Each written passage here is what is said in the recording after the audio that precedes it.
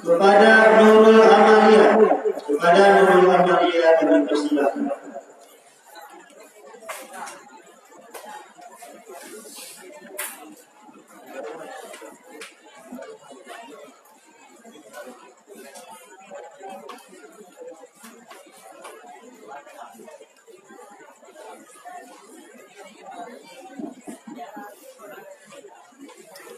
Assalamualaikum warahmatullahi wabarakatuh.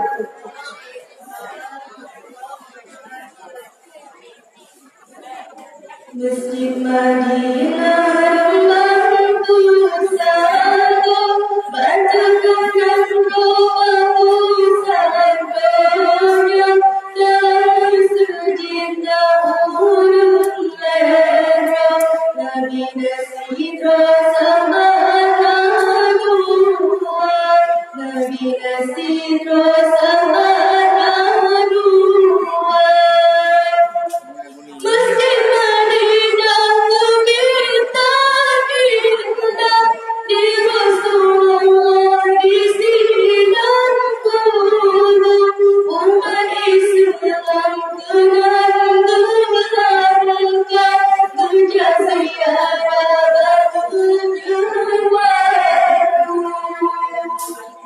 Di masjid pengajian di Jalan Merah terpasang lampu kuning syahyajurulah, terbitlah indah awan indah.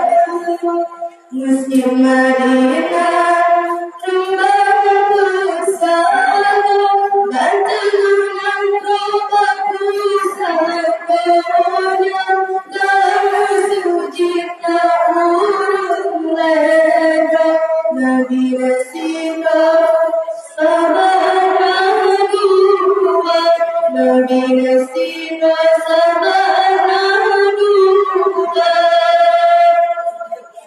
Dan masjid menggantungkan di cahaya beriman bintang timur, wanita taman senang terhadir ibadah syariat yang murni. Pintu masjid kecilkan jiwa, cahaya pengetahuan mengelilingi, dan indah kami menculik ukir, membangun macam-macam laku. Masjid Madinah membantu sana, bantuan rohku sabarnya, dan sujud dahulu merah, Nabi Nasir sama dua, Nabi Nasir sama dua. Assalamualaikum warahmatullahi wabarakatuh.